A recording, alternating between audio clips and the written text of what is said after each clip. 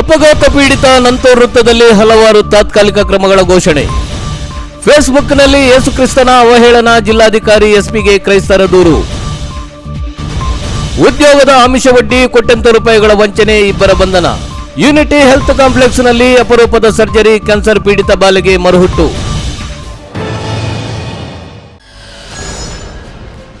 ಮಂಗಳೂರಿನ ನಂತೂರಿನಲ್ಲಿ ಹೆಚ್ಚುತ್ತಿರುವ ಟ್ರಾಫಿಕ್ ಸಮಸ್ಯೆ ಹಾಗೂ ಅಪಾಯಕಾರಿ ಚಾಲನೆ ತಪ್ಪಿಸುವ ನಿಟ್ಟಿನಲ್ಲಿ ಅಲ್ಲಿರುವ ಬಸ್ಸು ನಿಲುಗಡೆ, ಹೂ ಅಂಗಡಿಗಳನ್ನು ಸ್ಥಳಾಂತರಿಸುವುದು, ಫ್ರೀ ಲೆಫ್ಟ್ ಒದಗಿಸುವಂತಹ ತಾತ್ಕಾಲಿಕ ಕ್ರಮ ಕೈಗೊಳ್ಳಲು ನಿರ್ಧರಿಸಲಾಗಿದೆ.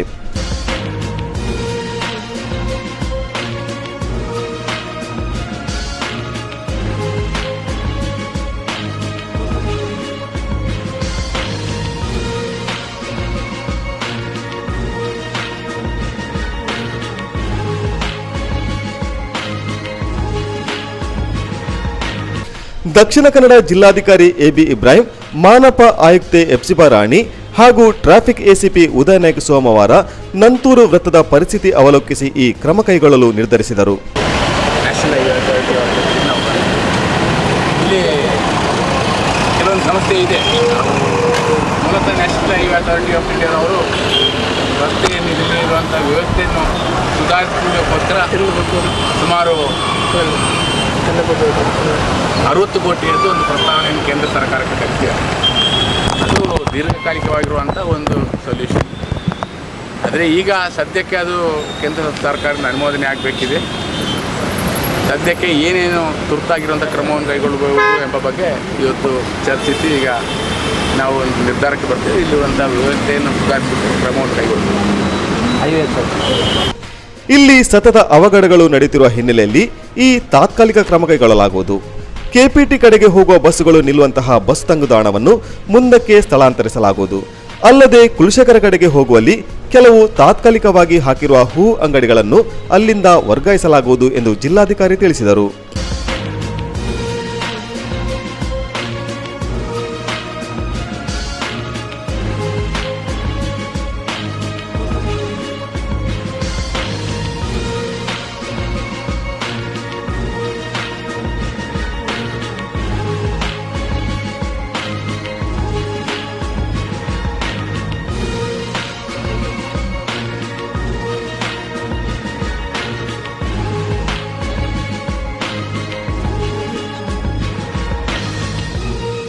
ತನಕ ಮಾಡಿದ್ದೀವಿ.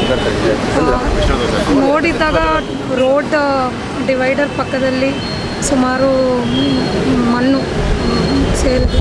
ಸೊ ಅದು ಫಸ್ಟ್ ಕ್ಲಿಯರ್ ಮಾಡಿಸ್ಬೇಕು. ಮತ್ತು ಹಂಪ್ಸ್ ಬಗ್ಗೆ DC ಅವರು, national highways authority of India ಅವ್ರಿಗೆ ಏನೇ ಇನ್ಸ್ಟ್ರಕ್ಷನ್ ಕೊಡ್ತಾರೋ ಅವರು ಅದು ನೋಡಿ ಸರಿ ಮಾಡಬೇಕಂತ. ಬಿಕರ್ನಕಟ್ಟೆ ಬದಿಗೆ ಹೋಗುವ ರಸ್ತೆ ಮಧ್ಯೆ ಇರುವ ಡಿವೈಡರ್ಗಳು ತೀರಾ ಅಗಲವಿದ್ದು ಅವುಗಳನ್ನು ಸಪುರ ಮಾಡಿ 2 ಲೇನ್ಗಳನ್ನು ಮಾಡಲಾಗುವುದು. ಇದರಿಂದ ವಾಹನಗಳು ಸಲೀಸಾಗಿ ಹೋಗಲಿವೆ. ಅಲ್ಲದೆ ವಾಹನಗಳು ಎಡಗಡೆ ನಿಯಂತ್ರಣವಿಲ್ಲದೆ ಸಂಚರಿಸಲು ಅನುವು ಮಾಡಿಕೊಡಲಾಗುವುದು ಎಂದು ಎಸಿಪಿ ಉದಯ ನಾಯ್ಕ್ ಹೇಳಿದರು. ಆ ಬಸ್ ಸ್ಟ್ಯಾಂಡ್ ಅದು ಲಾಸ್ ಬಾರಿ ಇದೆಯಲ್ಲ, ಅಲ್ಲಿಗೆ ನಾವು ಶಿಫ್ಟ್ ಮಾಡಲಿಕ್ಕೆ ಕೇಳ್ಕೊಂಡಿದ್ದೀವಿ. ಅದೇ ರೀತಿ ಆ ಕಡೆ ಒಂದು ಲೇನ್ ಇದೆ, ಆ ಲೇನನ್ನು ಕೆಪಿಟಿ ಕಡೆ ಹೋಗ್ತಕ್ಕಂಥ ಲೇನನ್ನು ಫ್ರೀ ಲೆಫ್ಟ್ ಟರ್ನ್ ಮಾಡಲಿಕ್ಕೆ ಕೇಳ್ಕೊಂಡಿದ್ದೀವಿ. ಅದಕ್ಕೂ ಅವರು ನ್ಯಾಷನಲ್ ಹೈವೇದವರು ಒಪ್ಕೊಂಡಿದ್ದಾರೆ, ಅದನ್ನು ಆಸ್ಪಾಟ್ ಮಾಡ್ತೀವಿ. ಅದೇ ರೀತಿಯಲ್ಲಿ ಮಧ್ಯದಲ್ಲಿದ್ದ ಮೀಡಿಯನ್ಗಳನ್ನು ಸ್ವಲ್ಪ ಟ್ರಿಮ್ ಮಾಡಲಾಗಿದೆ.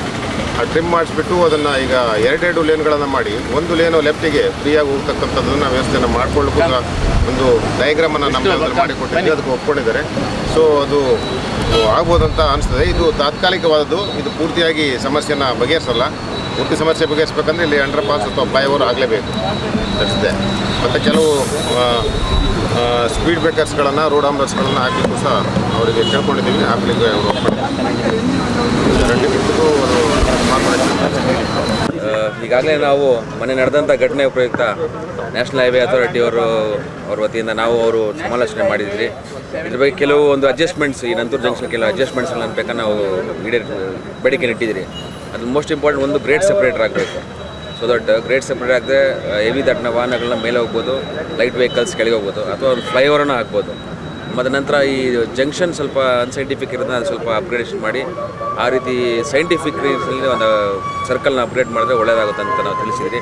ಅದೇ ರೀತಿ ಟೂ ಲೇನ್ಸ್ ಕೂಡ ಮಾಡಬೇಕಂತ ನಾವು ಕೇಳ್ಕೊಂಡಿದ್ವಿ.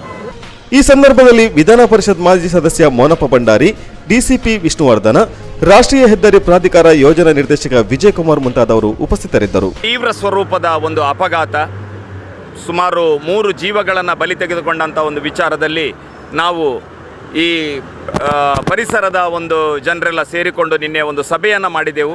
ಮಾತ್ರವಲ್ಲ, ಜಿಲ್ಲಾಧಿಕಾರಿಯವರೊಡನೆ ಇವತ್ತು ಈ ಸಂದರ್ಭ ಈ ವಿಚಾರವಾಗಿ ಮಾತನಾಡಲಿಕ್ಕೆ ಅವಕಾಶವನ್ನು ಕೂಡ ಕೇಳಿದ್ದೆವು. ಆದರೆ ಇವತ್ತು ಈ ಒಂದು ತೀವ್ರತೆಯನ್ನು ಮನಗಂಡಂಥ ಜಿಲ್ಲಾಧಿಕಾರಿಯವರು ಎಲ್ಲ ಅಧಿಕಾರಿಗಳೊಂದಿಗೆ ಇಲ್ಲಿಗೆ ಆಗಮಿಸಿ ಇದನ್ನು ಕೂಲಂಕುಷವಾಗಿ ಪರಿಶೀಲಿಸಿದ್ದಾರೆ. ಇವತ್ತಿಗೆ ಬಂದು ನಿಜವಾಗಿ ಇವತ್ತು ಸಂಜೆ ಹೊತ್ತಿಗೆ ಜಿಲ್ಲಾಧಿಕಾರಿಯವ್ರನ್ನೇ ನಮ್ಮ ಭೇಟಿ ಇತ್ತು. ಅದು ನಮ್ಗೆ ತುಂಬ ಸಂತೋಷ ಆಗಿದೆ. ಯಾಕೆಂದರೆ ಅಧಿಕಾರಿಗಳು ಈ ರೀತಿಯಾಗಿ ಸ್ಪಂದನೆ ಮಾಡಿದಲ್ಲಿ ಮುಂದೆ ಇಂಥ ದುರ್ಘಟನೆಗಳು ಇಲ್ಲಿ ನಡೀಲಿಕ್ಕೆ ಸಾಧ್ಯ ಇಲ್ಲ ಎಂಬುದು ಒಂದು ಭರವಸೆ ನಮಗಿದೆ. ನಿಮ್ಮ ನೆಚ್ಚಿನ ಲೇಟೆಸ್ಟ್ ನ್ಯೂಸ್ ಕಾರ್ಯಕ್ರಮ ಯೂಟ್ಯೂಬ್ನಲ್ಲಿಯೂ ಲಭ್ಯ. ಯೂಟ್ಯೂಬ್ ಸರ್ಚ್ ವಿಂಡೋದಲ್ಲಿ ಮ್ಯಾಂಗ್ಳೂರ್ ಲೇಟೆಸ್ಟ್ ನ್ಯೂಸ್ ಟೈಪ್ ಮಾಡಿ ಸರ್ಚ್ ಮಾಡಿ. ಲಿಸ್ಟ್ನಲ್ಲಿ ನಿಮಗೆ ಬೇಕಾದ ದಿನಾಂಕವನ್ನು ಕ್ಲಿಕ್ ಮಾಡಿ. For all needs of your Maruti Suzuki cars, one-stop shop. Authorized service 8 a.m. to 8 p.m. Sales, new cars. Insurance, online renewal of policy. Maruti Driving School. Learn to drive the right way. True value. Buy or sell used cars. Car accessories, wide range of choice. Accident care, towing facility and repair. 24 hours helpline 99865 43030. Anytime towing 99860 3030. Contact Bharat Auto Cars Private Limited, NH17 Kuntikan Junction, Mangalore. Phone 222 3030. The Ocean Pearl, Mangalore. Welcome to hospitality, known for its quality service, hospitality and ambience.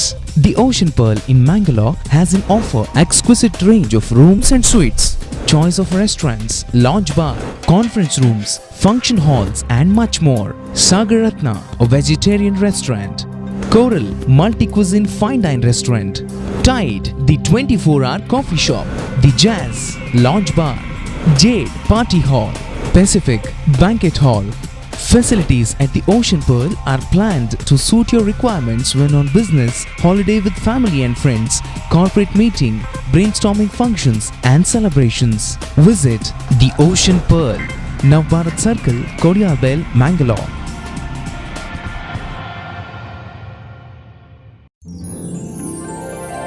A lifelong relationship begins. Today's special moments.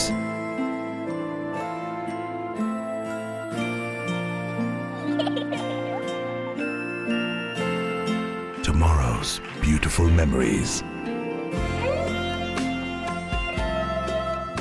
The relationship continues of the secure, comfortable and loved. Rohan Corporation, an everlasting relationship of trust and values.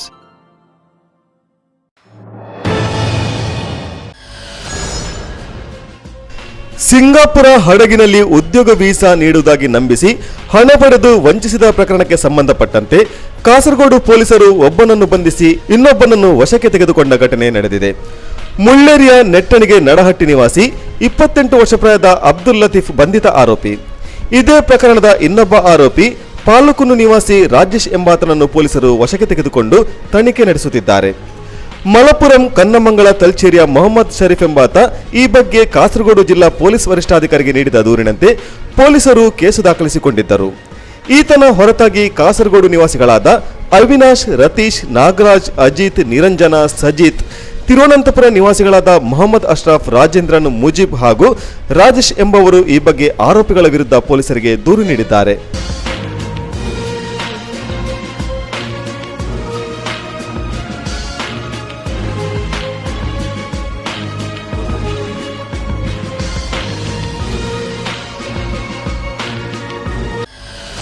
Brahmavar ವೃತ್ತ ನಿರೀಕ್ಷಕರ ಠಾಣೆಯಲ್ಲಿ jeep ಚಾಲಕರಾಗಿ ಕರ್ತವ್ಯ ನಿರ್ವಹಿಸುತ್ತಿದ್ದ 36 ವರ್ಷದ ಅರುಣ ಆತ್ಮಹತ್ಯೆಗೆ ಶರಣಾಗಿದ್ದಾರೆ. ಬಹುಕಾಲ ಮೂಲವ್ಯಾಧಿಯಿಂದ ಬಳಲುತ್ತಿದ್ದ ಅವರು ಸೋಮವಾರ ಮುಂಜಾನೆ ಬಾರ್ಕೂರು ಹೊಸಾಳ ಗ್ರಾಮದ ನಾಗರಮಠದಲ್ಲಿ ತನ್ನ ಮನೆ ಹಿಂಭಾಗದಲ್ಲಿರುವ ಮರಕ್ಕೆ ನೇಣು ಬಿಗಿದು ಆತ್ಮಹತ್ಯೆ ಮಾಡಿಕೊಂಡಿದ್ದಾರೆ. 3 ತಿಂಗಳಿನಿಂದ ರಜೆಯಲ್ಲಿದ್ದು ಹಲವೆಡೆ ಔಷಧಿ ಪಡೆದಿದ್ದರೂ ಪ್ರಯೋಜನವಾಗದ ಹಿನ್ನೆಲೆಯಲ್ಲಿ ಜಿಗುಪ್ಸೆ ಹೊಂದಿ ಆತ್ಮಹತ್ಯೆಗೆ ಶರಣಾಗಿದ್ದಾರೆ. ಬ್ರಹ್ಮಾವರ ಪೊಲೀಸ್ ಠಾಣೆಯಲ್ಲಿ ಪ್ರಕರಣ ದಾಖಲಾಗಿದೆ.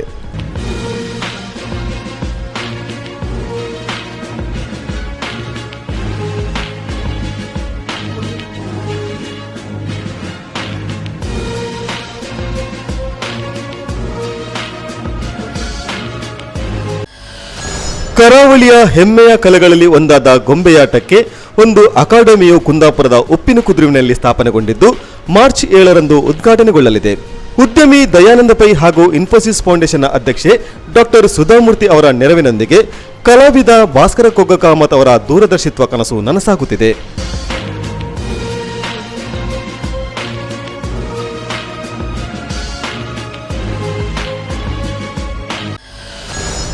ಮಂಗಳೂರು ನಗರದ ಮರಳಿ ಬಳಿ ಅಕ್ಕಿ ಸಾಗಿಸುತ್ತಿದ್ದ ಲಾರಿಯೊಂದನ್ನು ತಡೆದು ಸಾರ್ವಜನಿಕರು ಪೊಲೀಸರಿಗೆ ಒಪ್ಪಿಸಿದ್ದಾರೆ.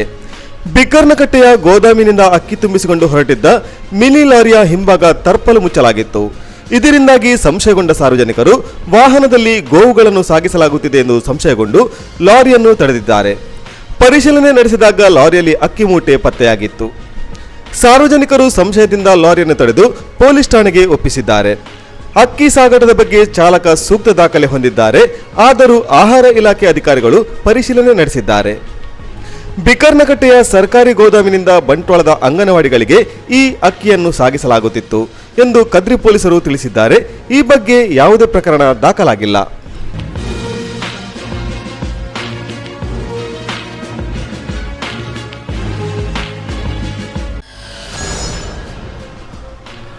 ಮಲ್ಟಿ ಸ್ಪೆಷಾಲಿಟಿ ಕನ್ಸಲ್ಟೆನ್ಸಿ ಸೇರಿದಂತೆ ಎಲ್ಲ ಸೌಲಭ್ಯಗಳನ್ನು ಹೊಂದಿರುವ ಋಷಿ ಮೆಡಿಕಲ್ ಸೆಂಟರ್ ಮಂಗಳೂರಿನ ಬಿಕ್ಕರ್ನಕಟ್ಟೆ ಎದುರು ಭಾಗದಲ್ಲಿ ಮಾರ್ಚ್ 3ರಂದು ಬೆಳಿಗ್ಗೆ ಉದ್ಘಾಟನೆಗೊಂಡಿತು.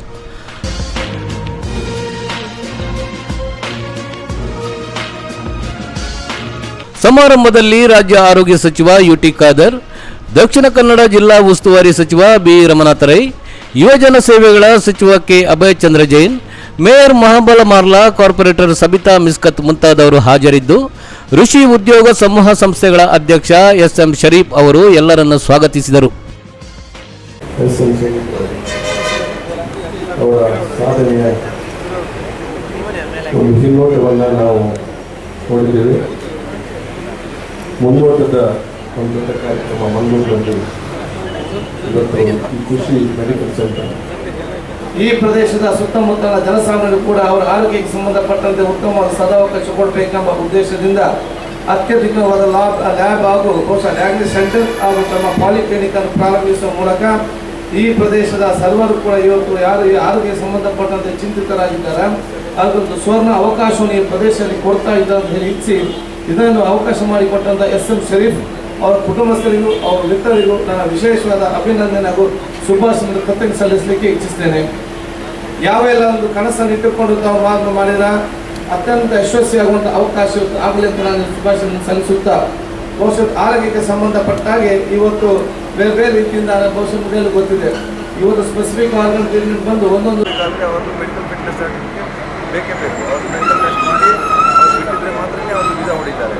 ಎಲ್ಲ ವರ್ಲ್ಡಲ್ಲಿ ಎಲ್ಲ ಕಂಟ್ರಿಗಳಲ್ಲೂ ನಮ್ಮ ಕಂಪ್ನಿಯಿಂದಲೇ ಆಗಬೇಕು. ಅದಕ್ಕೆ ನಮ್ಮ ಹತ್ರ ಎಲ್ಲ ಕಂಟ್ರಿಯಲ್ಲಿ ಇಲ್ಲ. ಅದಕ್ಕೆ ನಾವು ಅವರನ್ನು ಟೈಅಪ್ ಮಾಡಿದ್ದೇವೆ. ಅವ್ರ ಜೊತೆ ಅಲ್ಲಿರುವ ಲೀಡಿಂಗ್ ಮೆಡಿಕಲ್ ಸೆಂಟರ್ ಅವ್ರ ಹತ್ರ ನಾವು ಟೈಅಪ್ ಮಾಡಿಕೊಂಡು ನಾವು ಅವರಿಗೆಲ್ಲ ಕೊಟ್ಟಿದ್ದೇವೆ. ಇಂಡಿಯಾದು ಸಹ ನಾವು ಬೇರೆ ನಿಮ್ಮ ನೆಚ್ಚಿನ ಲೇಟೆಸ್ಟ್ ನ್ಯೂಸ್ ಕಾರ್ಯಕ್ರಮ ಯೂಟ್ಯೂಬ್ನಲ್ಲಿಯೂ ಲಭ್ಯ. ಯೂಟ್ಯೂಬ್ ಸರ್ಚ್ ವಿಂಡೋದಲ್ಲಿ ಮ್ಯಾಂಗ್ಳೂರ್ ಲೇಟೆಸ್ಟ್ ನ್ಯೂಸ್ ಟೈಪ್ ಮಾಡಿ ಸರ್ಚ್ ಮಾಡಿ. ಲಿಸ್ಟ್ನಲ್ಲಿ ನಿಮಗೆ ಬೇಕಾದ ದಿನಾಂಕವನ್ನು ಕ್ಲಿಕ್ ಮಾಡಿ. For all needs of your Maruti Suzuki cars, one-stop shop. Authorized service 8 a.m. to 8 p.m. Sales, new cars. Insurance, online renewal of policy. Maruti Driving School. Learn to drive the right way. True value. Buy or sell used cars. Car accessories. Wide range of choice. Accident care. Towing facility and repair. 24 hours helpline. 99865 43030. Anytime towing. 99860 3030. Contact Bharat Auto Cars Private Limited, NH17 Kuntikan Junction, Mangalore. Phone 222-3030. Whatever your choice of location, Inland has a home for you. For more than 2 decades, Inland Builders have been building homes that are best suited for one's need in the most prime locations of Mangalore, coupled with luxury futuristic designs and practicality. Inland, an ISO 9001-2008 certified company, offers the following projects: Inland Windsors at Mary Hill, Inland Espana at Bijay, Inland Elan at Matadakani, Inland Impala at Ullal, Inland Imad at Bangalore, Inland Sion at Falnir, Inland Evans at Kadri, Inland Astoria at Valencia. Own your dream home with Inland Builders. Contact Inland Infrastructure Developers Private Limited, 3rd floor, Inland Ornate, Navbharat Circle, Kodialbel, Mangalore. Competitive examination are imperative for success in modern world, but the main hurdle is quality study material and live mock tests. Now there is no need for concern. Exam24x7.com bring you tab-based coaching for CET.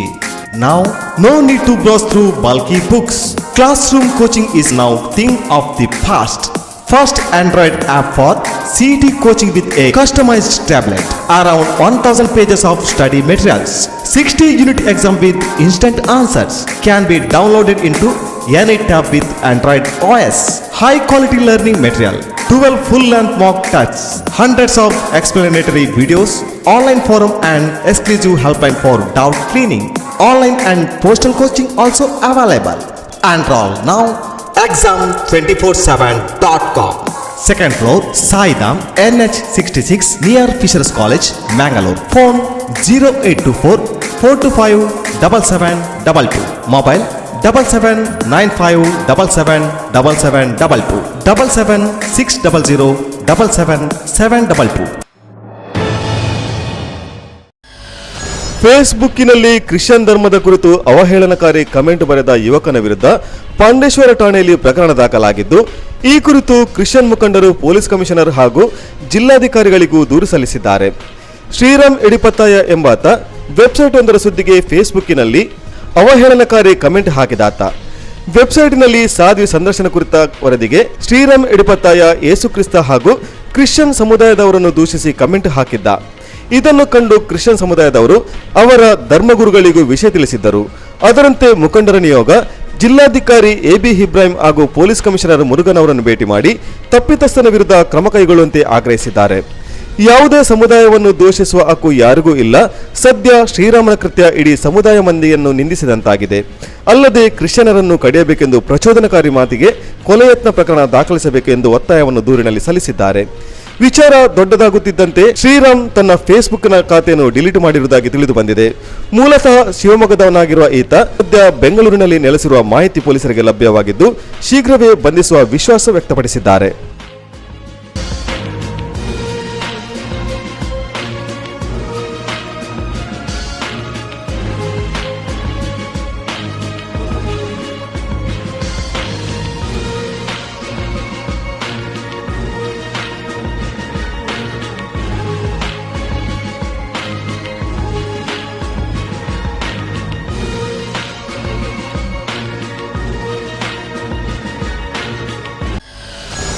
ಮಂಗಳೂರಿನ ಜನರಿಗೆ ಗಿಡುಗ ಅಥವಾ ಹದ್ದು ಹೊಸದೇನಲ್ಲ.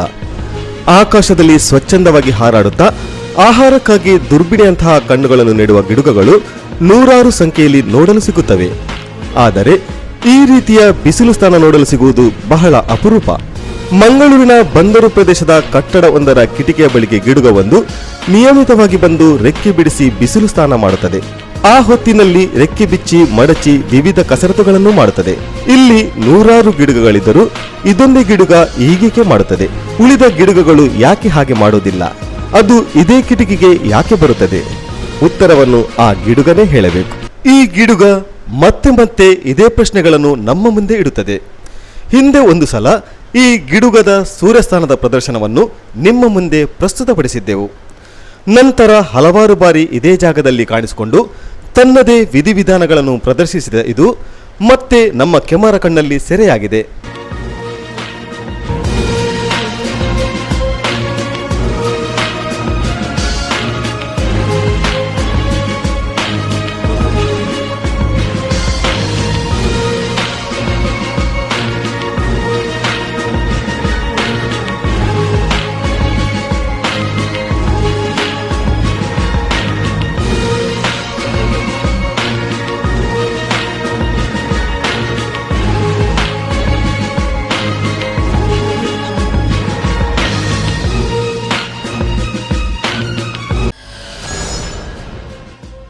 ಮುಂಬೈ, ಬೆಂಗಳೂರು, ಚೆನ್ನೈ, ದಿಲ್ಲಿ, ಹೈದರಾಬಾದಿನಂತಹ ಮಹಾನಗರಗಳಲ್ಲಿ ಮಾತ್ರ ಲಭ್ಯವಿರುವ ಅಪರೂಪದ ಮತ್ತು ಸಂಕೀರ್ಣವಾದ ಶಸ್ತ್ರಚಿಕಿತ್ಸೆಯನ್ನು ಮಂಗಳೂರಿನ ಯುನಿಟಿ ಹೆಲ್ತ್ ಕಾಂಪ್ಲೆಕ್ಸ್ನಲ್ಲಿ ಮಾಡಲಾಗಿದೆ.